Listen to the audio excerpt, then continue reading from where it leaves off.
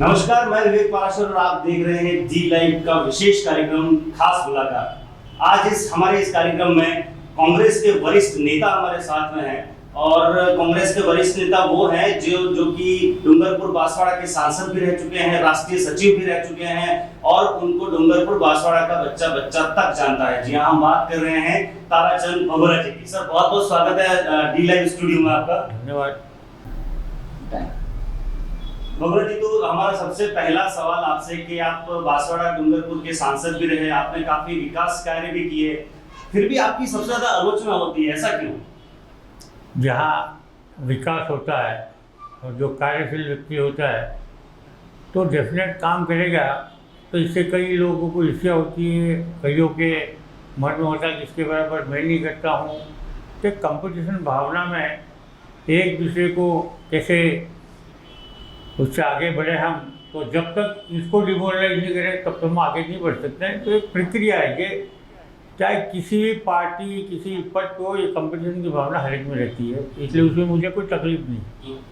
आपने एक लंबा समय बांसवाड़ा डूंगरपुर के सांसद के रूप में गुजारा है। ऐसे कौन से 3 प्रमुख काम थे जो आपने जिले में विकास के तौर पे आप देखते हैं, जनता जानती है कि ये 3 प्रमुख काम मैंने बहुत अच्छे किए डूंगरपुर बांसवाड़ा के लिए? जैसा आप जानते हैं कि जब सबसे पहले तो मैं आपको बधाई भूल गया कि आपका स्वागत है, आपने बुला के स्टूडियो में और आप बेहतरीन काम डिवीजन में कर रहे हैं। Thank you. इसके लिए मैं डी लाइव का बहुत आभारी हूँ। और जैसा आपने मुझे अभी कहा कि ऐसे 3 कौन से काम हैं, जब मैं 95 में राजनीति में प्रवेश किया, ये डूंगरपुर की हालत में, यहाँ रोड नहीं थे, स्कूल भवन सही नहीं थे, लाइट की व्यवस्था कुछ भी नहीं थी। बनने के बाद एक व्यवस्थित कार्य जिले में करने के प्रयास किए और आपको पता होगा कि मैं 3 बार सांसद और जिला प्रमुख के रूप में यहाँ जिले का मॉनिटरिंग करने का मुझे सौभाग्य मिला।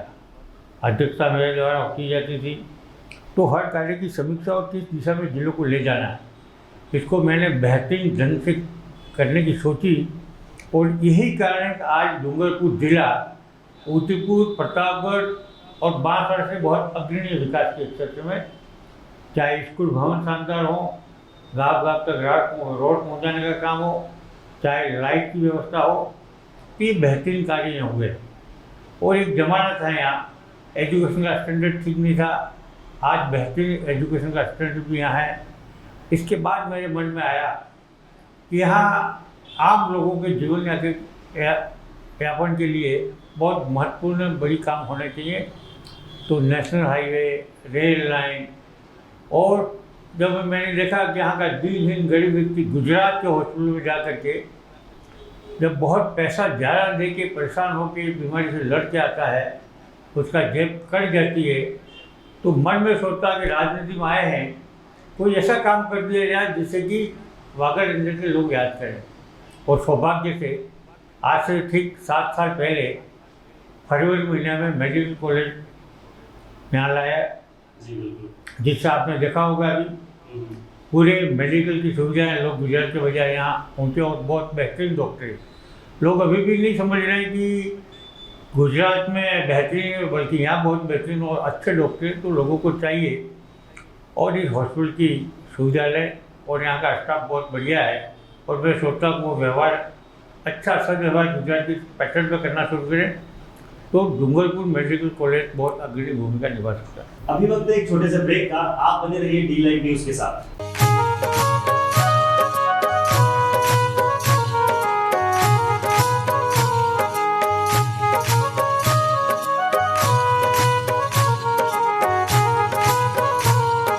देखिए, आप पार्टी की लाइन में चले, बिल्कुल सही बात है, लेकिन अगर डूंगरपुर जिले की राजनीति की बात करें तो आजकल सुनने में तो ये आता है कि कांग्रेस 2 गुटों में बढ़ गई है। क्या ये बात सही है? ऐसा तो नहीं कह सकते 2 गुटों में बटी हो, मगर राजनीति में काम करने की शैली में अंतर आता है व्यक्ति के छोटे मोटे, मगर ऐसा नहीं है कांग्रेस बटी हो। कांग्रेस एकजुट है, मगर आपने देखा होगा पिछले समय में यहाँ दक्षिण राजस्थान को लाइन से हटा करके जो कांग्रेस विचारधारा में परमानेंट लोग आज़ादी से रह रहे थे, इनको लाइन से हटाने के लिए भाजपा का जब शासन था, उन्होंने यहाँ पर विघटन करने का काम किया, आपस में समाजों को लड़ाने का। जैसे आप जानते हो धार्मिक आधार पर लड़ाते हैं, भाषा के नाम से लड़ाते हैं, ऐसे ही दक्षिण राजस्थान के लोगों को अशांत करने के लिए यहाँ से ही राज्य राजस्थान का बनता है, तो कैसे रोका जाए। उन्होंने यहाँ समानता मन का प्रादुर्भाव किया, समानता मन में अनर्गल बातें की, तो बेटी भी पैदा हुई, तो विद्रोह के रूप में, और यहाँ तीसरा मोर्चा खड़ा हुआ। आज लोग समझ रहे हैं, जब तात्कालिक समय में इन लोगों ने कहा कि हम ग्रामीण जनों को कहा कि 5वीं पास को नौकरी, 8वीं पास को नौकरी, और कहा कि तुम्हारे जितने मकान हैं गैर आदिवासी को सब के सब तुमको मिलेंगे। लोगों को बहका में झूठी बातें करके बहकाए, जिससे यहाँ पर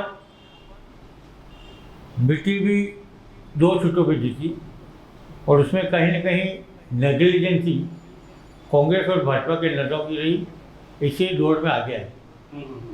तो मतलब कहीं ना कहीं गुटबाजी तो है, फिर अगर गुटबाजी है कांग्रेस में तो फिर गुटबाजी नहीं कह सकते, कार्य से नहीं। व्यक्ति एक तो 24 घंटे में से 7 घंटे मेहनत मिलता है, और एक को कोई आराम करता है, चलो चल रही है गाड़ी, तो उस हिसाब से कहीं न कहीं कांग्रेस के कार्यकर्ताओं में धरातल पे काम करने की कमी आई, और उन्होंने आदेश प्रदान कर दिया कि कर दो, आगे वाले ने किया नहीं, तो इस कारण जो एक्टिवनेस होनी चाहिए उसमें कमी रही कहीं।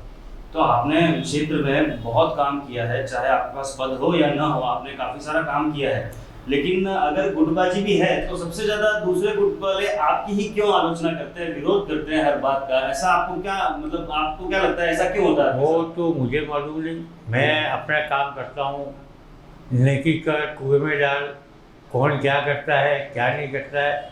मैं 36 कौम का नेता हूँ, कांग्रेस 36 कौमों की होती है, और इसी विचारधारा में, और गरीब, जैसे गणेश को भगवान मानते हैं तब गरीब को हम भगवान मानते हैं, और इसकी कोई आँच नहीं आए। और आपने देखा होगा मेरे पूरे कार्यकाल में मेरे पे कोई आक्षेप नहीं लगा सकता कि इस गरीब के साथ ऐसा किया, कि इस जात के साथ ऐसा किया। हमने बराबर जो कानून सम्मत और विकास के आयाम जो लेने हैं उनको लेने में कहीं खामी छोड़ी नहीं, और आज नहीं पढ़ पे हूँ, मगर कांग्रेस ने मुझे जो कुछ दिया आज तक राष्ट्रीय स्तर की पहचान, और आज भी हम जनता के बीच में और काम करते हैं, और कांग्रेस पार्टी का झंडा हमेशा ऊंचा रहे, और वर्तमान परिस्थिति में भी कांग्रेस का ग्राफ बढ़ रहा है और बढ़ाएगा। तो एक छोटे से ब्रेक का, आप बने रहिए डी लाइव न्यूज के साथ।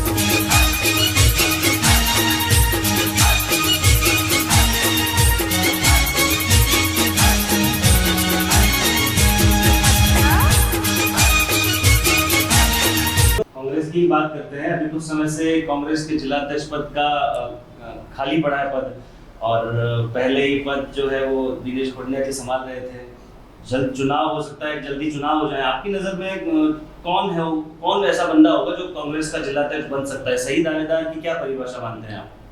नहीं, सही दावेदार की परिभाषा तो ये है, ये डूंगरपुर के सराउंड 10 किलोमीटर का होना चाहिए।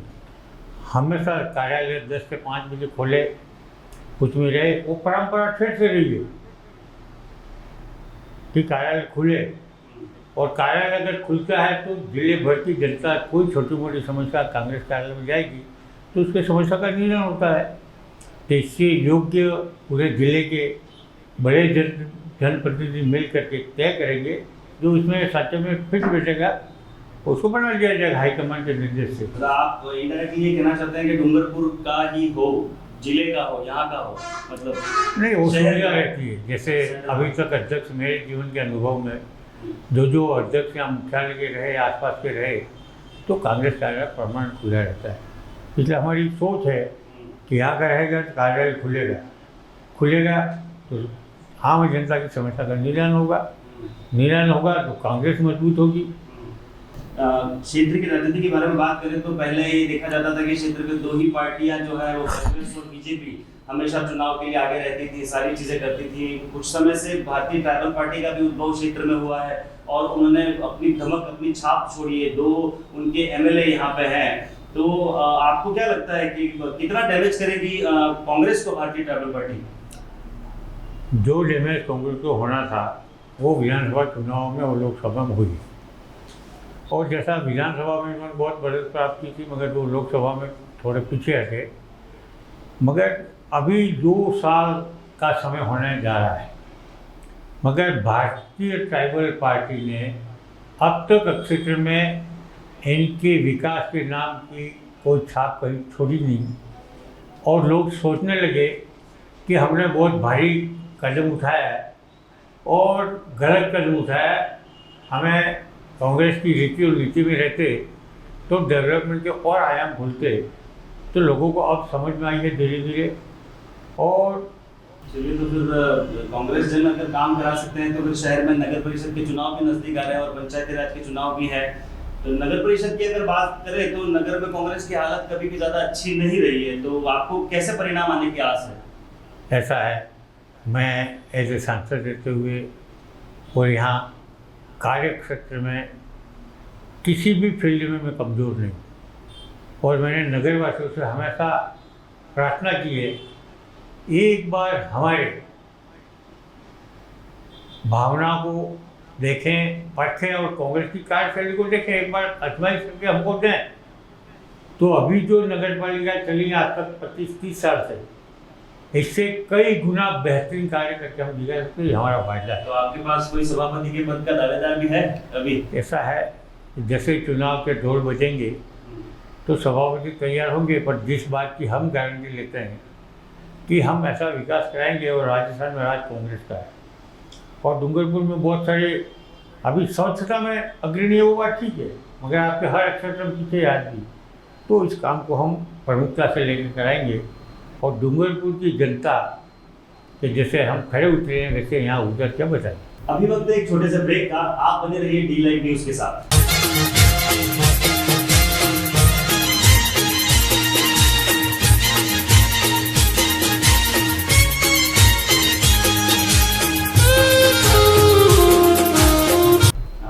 कांग्रेस के वरिष्ठ नेता हैं, इसलिए सवाल पूछना तो लाजमी है कि कितने प्रधान दे रहे हैं आप और जिला प्रमुख किसको बनाएंगे? ऐसा है, पूरे ज़िले में मैं लगभग 3 विधानसभा में घुमा हूँ और चौथी में भी जाता हूँ। मैं आसपुर विधानसभा क्षेत्र है। तो जो मेरे घूमने के बाद मैंने पाया है आम कार्यकर्ताओं के मन में, तो आने वाले समय में, जैसे पिछली बार भी हमने जहाँ भी हाथ डाला वहाँ सारे प्रधान जीते और उसमें चारक पे हम मात खा गए। अब की बार हमारा पूरा प्रयास रहेगा और सारे कांग्रेसजनों से मैंने कहा कि हम लोग एक मुट्ठी के एकजुट हो जाएं। दुनिया की कोई ताकत नहीं कि 10 और 10 प्रधान और जिला प्रमुख हम बनेंगे। आपने सवाल का जवाब नहीं दिया सर, आप जिला प्रमुख किसको बना रहे हैं? जिला प्रमुख पार्टी हाईकमान टिकट देती है। तो और जैसा कि अभी चल रहा है चर्चा में कि नगर पालिका और पंचायती राज के चुनाव नॉन पॉलिटिकल आधार पर पंचायत में लड़े जाएंगे। तो ये बहुत पहले था 1984 और इसके पहले चुनाव इस आधार पर होते थे। तो उससे क्या गाँवों में जो व्यापक झगड़े हैं वो खत्म हो जाएंगे और नॉन पॉलिटिकल आधार पर होंगे तो इससे विकास के आयाम भी नहीं खुलेंगे, झगड़े नहीं होंगे। जहाँ झगड़े नहीं होंगे, शांति होगी, वहाँ विकास का आयाम में लोग आगे बढ़ते हैं। अगर ऐसा होता है, अब जो भी रिजल्ट आएगा इसके बाद है। आपने शांति की बात कही तो उससे जुड़ी एक सवाल मैं आपको पूछना चाह रहा था कि अभी कुछ समय ज़्यादा समय नहीं बीता है काकरी डुंगरी विवाद को, तो आप इस विवाद को कैसे देखते हैं? ये कैसे हो गया, क्या हुआ, आपको इस बारे में कोई? ऐसा है, काकरी डुंगरी एक अप्रत्याशित घटना थी और उसमें जो घटना घटी है, आपके पिछले साल भी लोग बैठे थे, उस समय हम लोगों ने माननीय मुख्यमंत्री से निवेदन करके एक कमेटी का गठन किया था। उस कमेटी अपना निर्णय दे, उसकी बैठकें भी हुई, मगर कालांतर में महाकोरोना आने के बाद कमेटी क्या राज्य सरकार सिर्फ कोरोना की समस्या को लेकर उसको जनता को निजात दिलाने में व्यस्त रही। ऐसे समय में इन लड़कों ने काकरी डुंगरी का वापस पड़ाव डाल दिया जो उस कमेटी को ख्याल में नहीं था। ये जाके बैठे, उसमें इस सोचने विषय है कि जब उनको डिमांड थी 1167 टीचरों की, तो नीचे उतर करके जो कार्य जो सारी दुनिया देश में देखे वैसे करते नहीं होने चाहिए थे। और जहाँ तक सरकार का भाजपा वालों ने आरोप लगाया कि कांग्रेस निष्क्रिय थी, मगर बीच तो भाजपा वाले बोके गए। और जब सोनार माता की दर्द को लेके विवाद चला तब यहाँ आरएसएस बहुत सक्रिय थी। उन्होंने भी वातावरण संघर्ष में बनाने का प्रयास किया और उधर राजनीतिक दलों के कुछ लोगों ने अपना वर्चस्व बढ़ाने के लिए काफी उम्र को प्रस्थान किए और जाके हौसला अफजाई करने का काम किया, मगर जो भीड़ थी उसका कोई नेता नहीं था। अनियंत्रित भीड़ जो चढ़ी और जो 14 को बैठक होनी थी, 18 को, फिर 24 को नहीं हुई, तो 3 लोगों का ये जांच का विषय है कि ये सारे करने वाले कौन थे, क्या अभ्यर्थी थे या असामाजिक तत्व जाके उसमें प्रवेश कर दिए थे, जैसे आग गिरनी और लूटपाट हुआ। तो ये वे लोग कौन थे और उसके पर्दे के पीछे कौन थी, जांच का विषय। मगर जो घटना हुई वो हमारे लिए दुर्भाग्यपूर्ण है। और जहाँ तक सरकार पे आरोप लगाते हैं, प्रशासन पे, मैं उसी बात तो कर रहा था कि हाँ, तो मैं तो सीधा पहले से कह रहा हूँ, प्रशासन, पुलिस और प्रशासन ने एहतियात इतनी बरती कि उपद्रव को कंट्रोल करने के लिए उन्होंने मार खाई, पीछे हटे, सब कुछ किया। अगर वो चाहते तो फायरिंग करते तो कई सारे हताहत होते। फाइनल करने की नौबत ही क्यों आने दी? अगर इतने दिन हो गए, 15 से ज्यादा दिन तक बैठे रहे वो वहाँ पे, तो सरकार ने कभी सोचा नहीं, प्रशासन ने नहीं सोचा कि उनसे जाके बात करें? वो बराबर प्रशासन अपना काम कर रहा है। कोरोना की महामारी में आपने देखा होगा कि कौन क्या है, जैसे 14 को बैठक करेंगे तो कमिश्नर को पॉजिटिव हो गया।